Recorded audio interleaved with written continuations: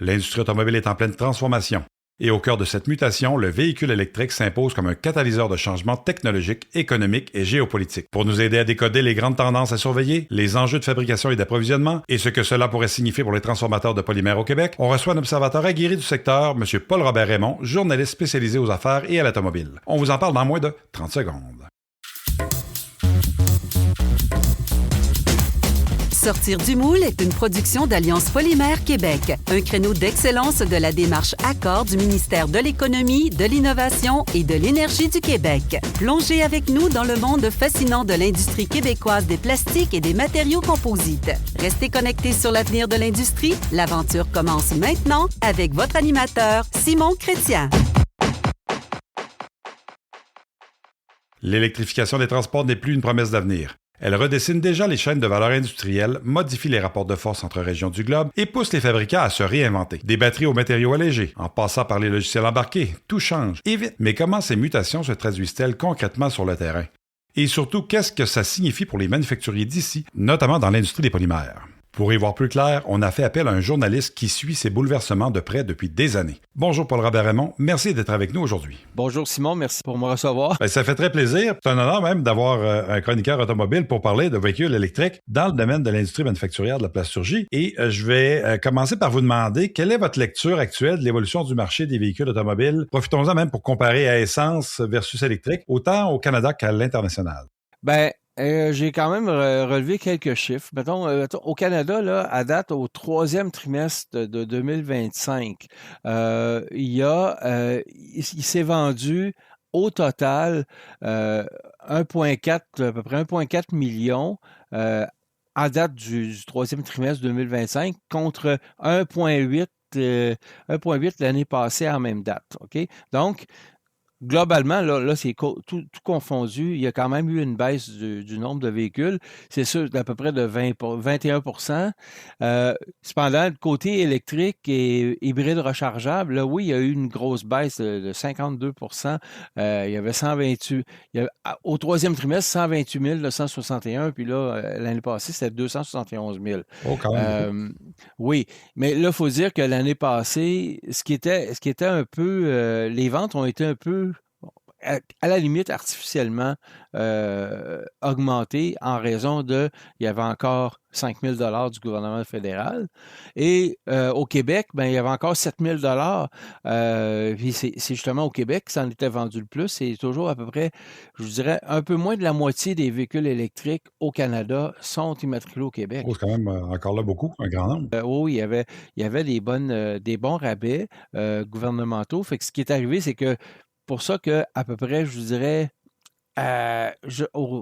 au quatrième trimestre 2024, juste avant que le rabais passe de 7 000 à 4 000, il s'est vendu quand même 40% des véhicules neufs étaient électriques ou hybrides rechargeables au Québec. Donc, il y avait un incitatif. Les gens ont profité, ils se sont garochés un peu. Il y avait un incitatif.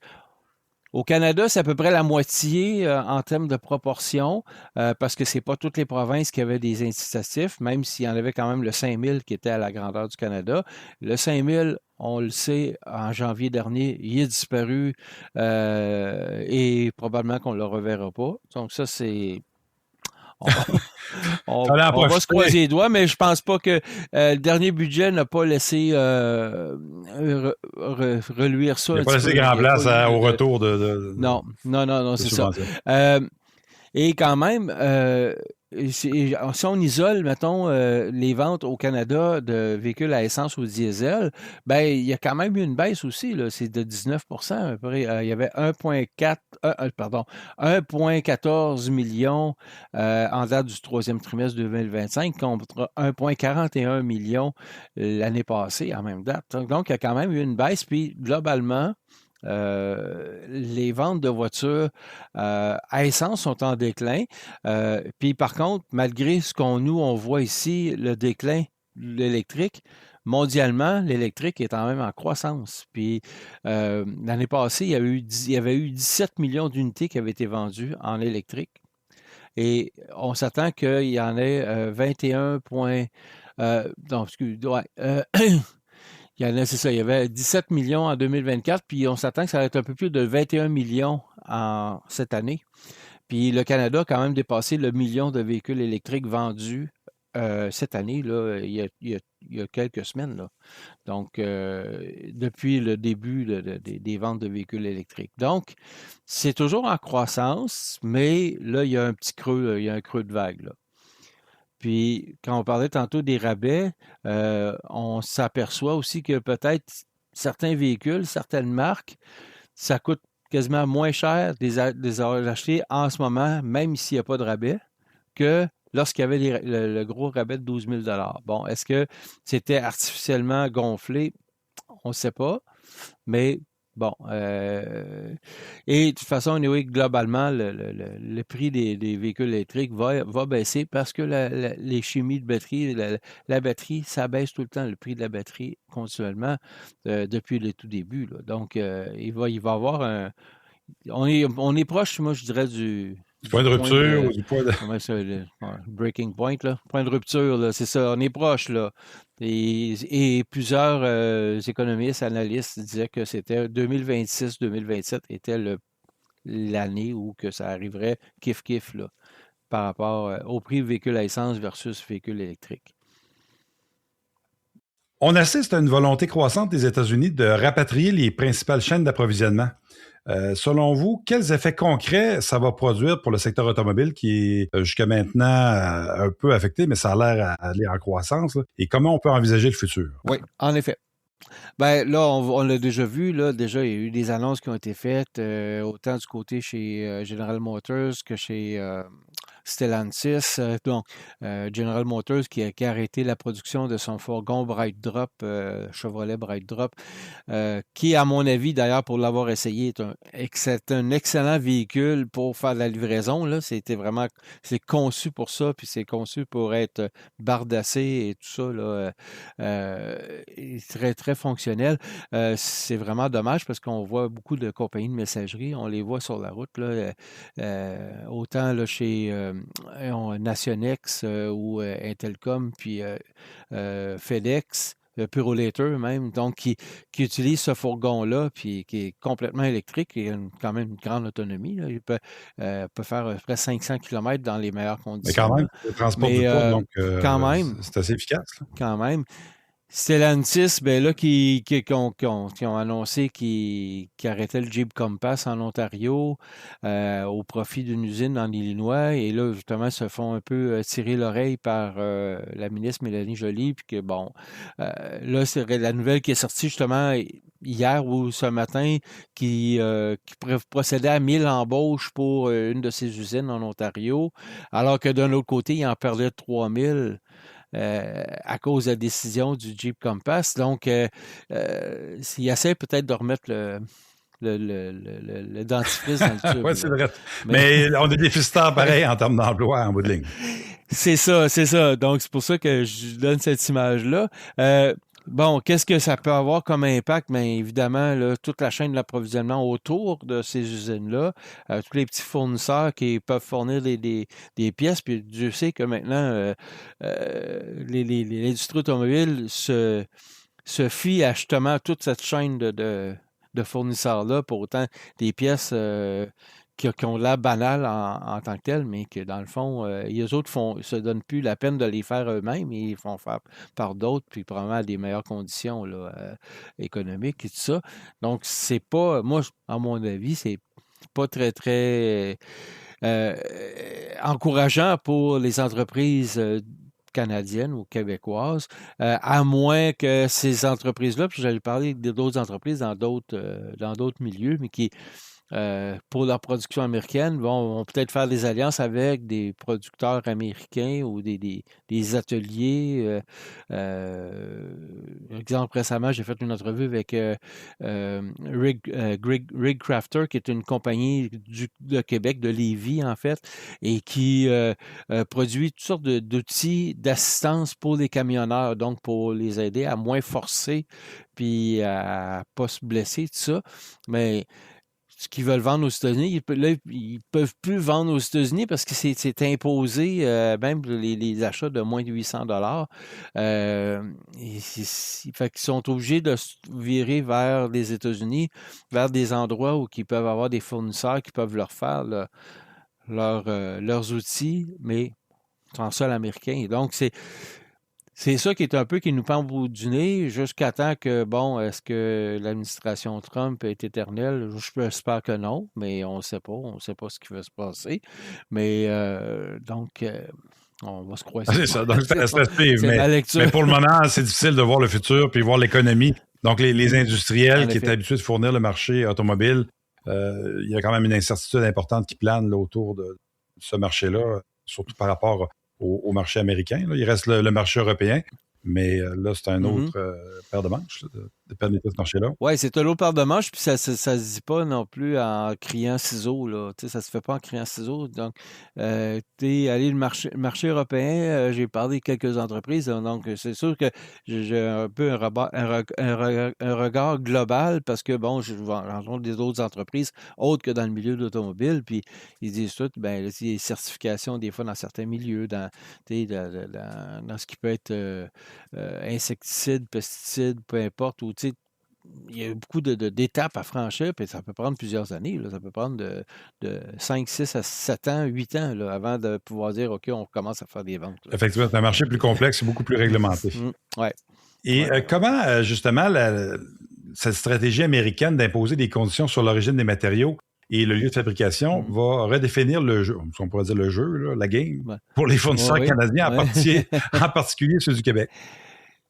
Ben, ça revient à ce que je disais tout à l'heure, c'est que certains manufacturiers, certaines compagnies qui produisent autant des pièces en plastique ou tout ça, mais qui normalement ils exportaient directement aux États-Unis sans se poser de questions, puis ça y allait de soi. Maintenant, ben, ils vont être obligés comme peut-être d'aller trouver quelqu'un qui va faire dans le fond, si on a en plus une propriété intellectuelle, ça, une pièce ou un item qui ont développé eux-mêmes, tout ça, ben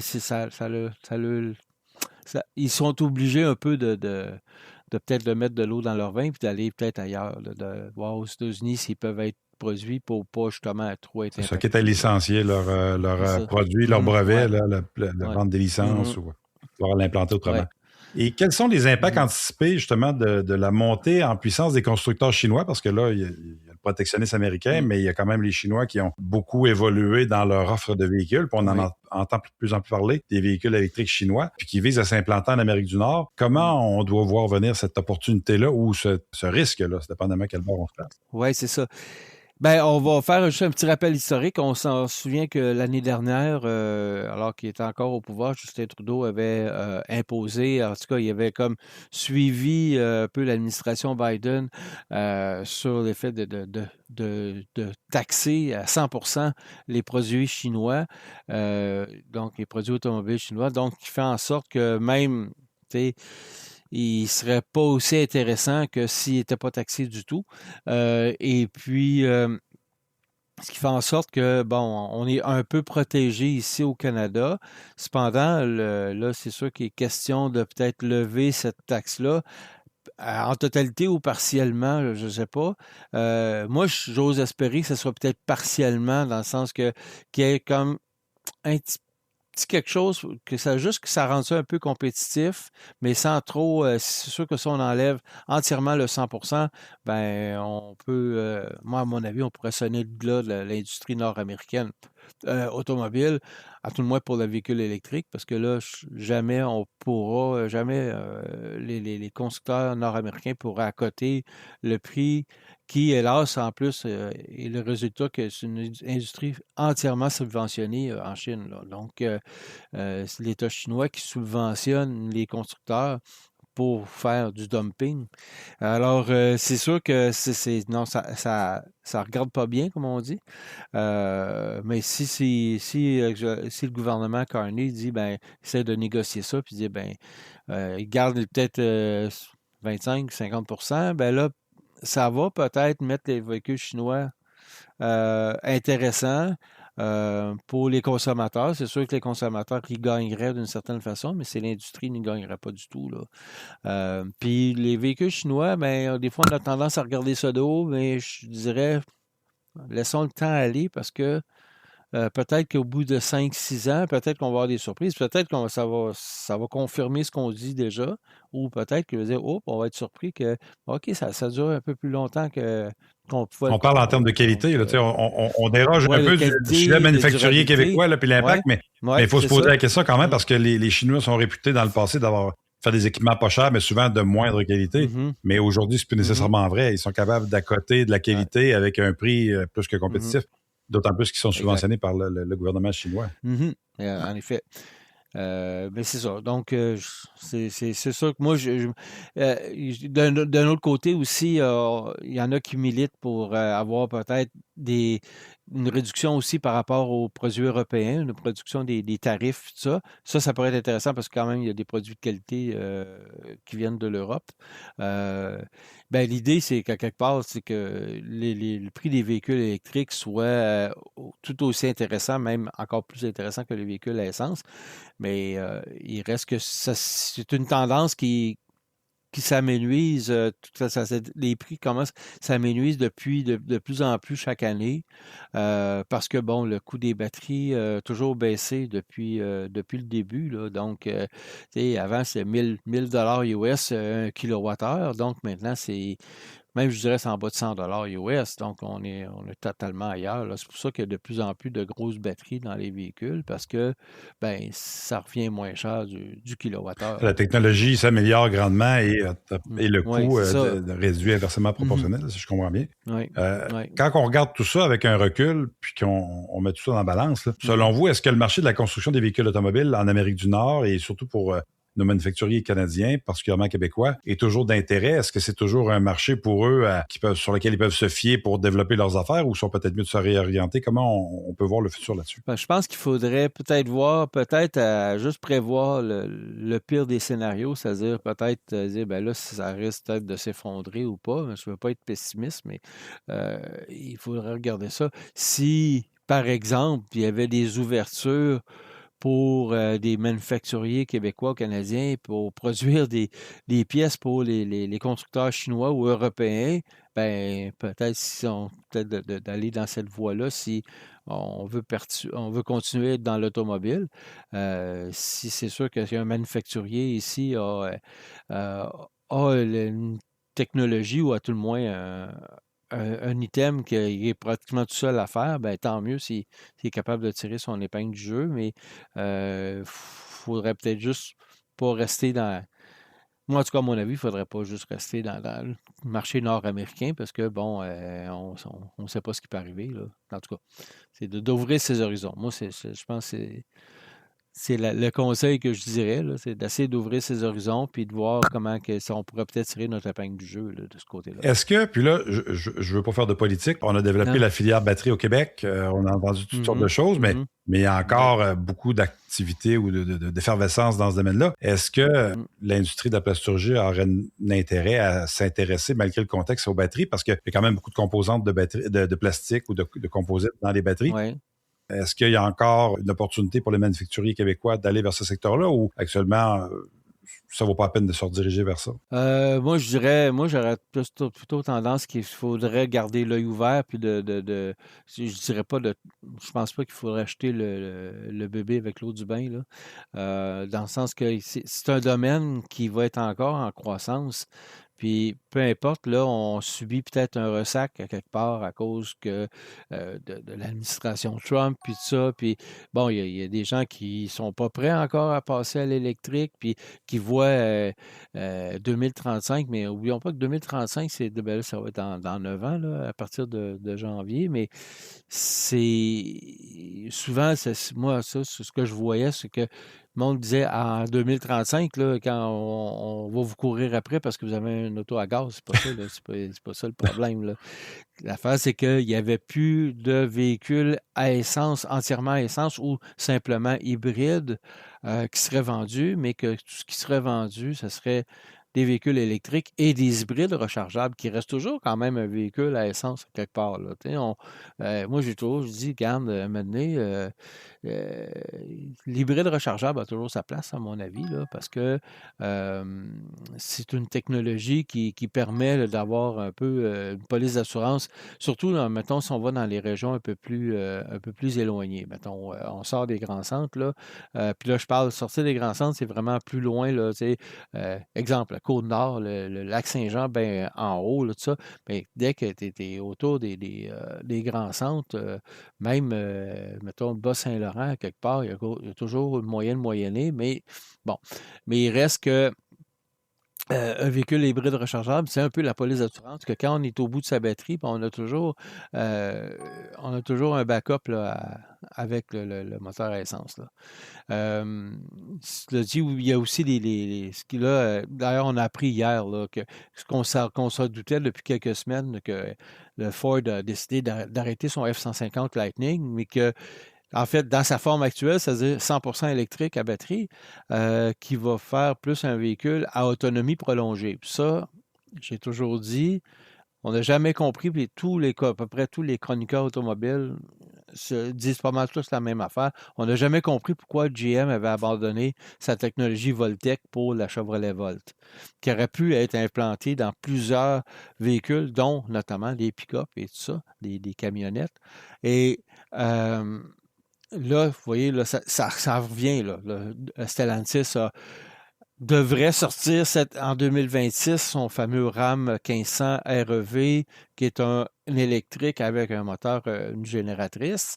Même principe que Chevrolet Volt. F-150 Lightning va devenir ça aussi. Ils vont mettre un petit moteur pour lui donner faire une génératrice.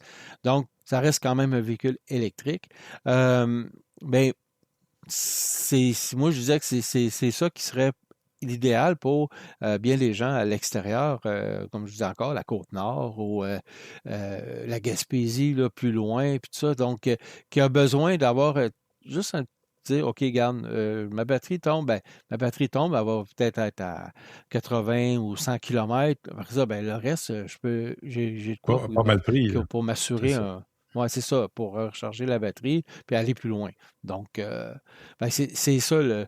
C'est sûr que moi, je pense que c'est un mix de tout ça. Là. C'est pas juste du 100% électrique, mais il y a aussi de l'hybride rechargeable à quelque part ou de l'électrique à autonomie prolongée, qui sont deux choses complètement différentes. Mais qui va permettre de faire une transition vers le 100% électrique là, qui sera probablement... Puis d'ailleurs, la Chevrolet Volt, dans les presque pas 10 années, mais moins de 10 ans qu'elle a été sur le marché, a été pour plusieurs la porte d'entrée vers le véhicule électrique. Beaucoup se sont achetés une Volt au tout début, 2012, après 2013 jusqu'en 2018-2019. Et ça a été leur premier véhicule électrique. Et après ça, ils sont passés au 100% électrique. Ça, c'est un fait. Il n'y a pas... mais souvent, c'est ça qui est arrivé. Puis moi, je n'ai toujours jamais compris pourquoi GM avait décidé de tout ça se garrocher dans le 100% électrique à fond de train. Mais quoi qu'ils ont quand même des modèles intéressants. Mais il aurait pu garder ça aussi. En tout cas, moi, c'est peut-être des choses qu'on ne sait pas, des secrets industriels qui fait qu'il y a peut-être un problème qu'on n'est pas au courant, qui ont mis en dessous du tapis. Ouais. Et Paul Robert, merci beaucoup de votre participation au balado. Très intéressant. Puis j'espère que ça va permettre à nos auditeurs de décider, ou en tout cas au moins voir le futur de ce marché incertain. On va essayer, c'est ça, mais je ne suis pas devin malheureusement, mais en tout cas, j'espère que ça va bien se passer. Moi aussi. Mais merci beaucoup. À bientôt. OK. Bonne journée. C'était M. Paul-Robert Raymond, journaliste spécialisé aux affaires et à l'automobile. D'ici à notre prochain épisode, continuez à innover, à questionner et surtout à sortir du moule. Si vous avez aimé cet épisode, cliquez j'aime, parlez-en autour de vous, partagez-le à vos collègues et amis et surtout abonnez-vous à Sortir du moule sur votre plateforme préférée. Merci d'avoir été avec nous aujourd'hui. Je m'appelle Simon Chrétien, c'est toujours un plaisir de partager ce moment avec vous. À très bientôt sur Sortir du moule et pour ne rien manquer sur l'industrie des plastiques et des matériaux composés du Québec, visitez polymerquebec.com.